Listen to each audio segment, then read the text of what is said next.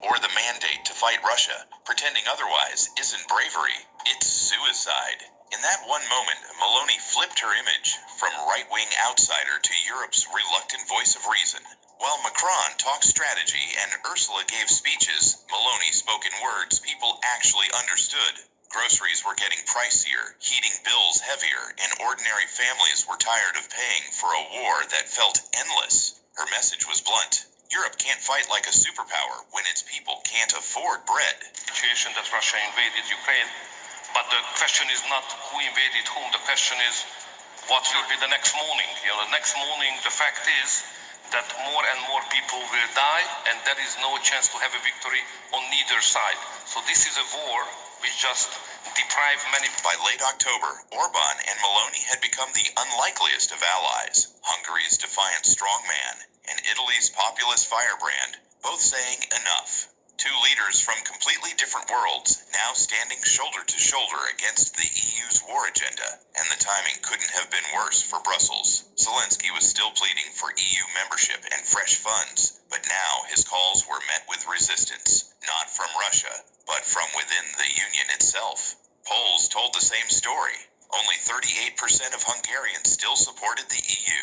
In Germany, 58% wanted a ceasefire, and in Italy, the number climbed to 63%. Across the continent, the mood had shifted. People were tired, broke, and skeptical. The shiny slogans about defending democracy no longer worked when heating bills doubled. My suggestion to everybody that instead of to manage to have a stronger involvement into the war, escalation should be stopped and we should argue in favor of peace and negotiation.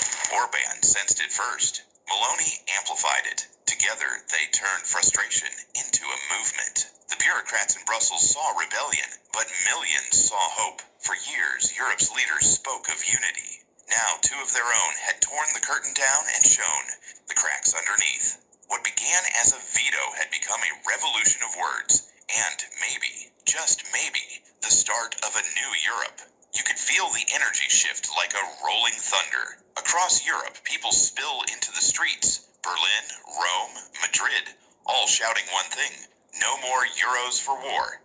Everywhere you look, banners, megaphones, flags. It's like the entire continent's been holding its breath for 2 years and finally exhales. Polls roll in.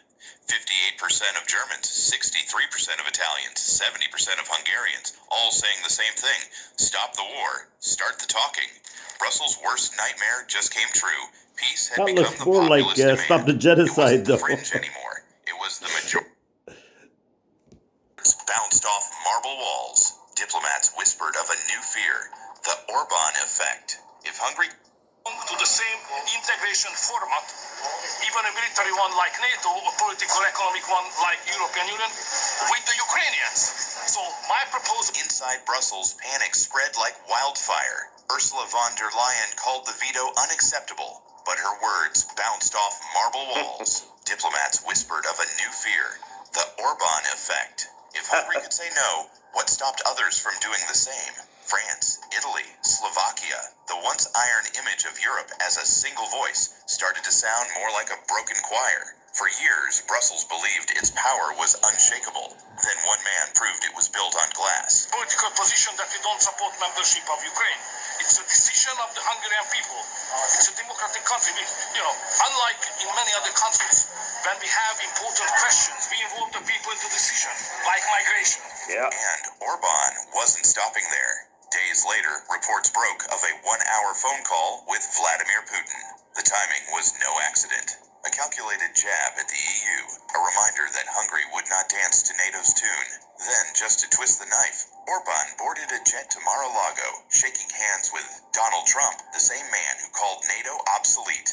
2 meetings, 2 messages. Hungary plays by its own rules now. Outside can say you have to do that or that or that. So we are a sovereign country. I hope you are also.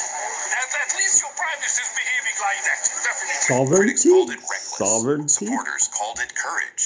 Either way, Courage, sovereignty of nations, sovereignty of peace-loving individuals. So, I hope you enjoyed the update, as I predicted. And imagine by 2032, if this movement of honesty and daring and justice and truth keeps up. Which side are you on? Fakeness lies in the war machine and hate and revenge, or truth, love, and cooperation between nations and peoples?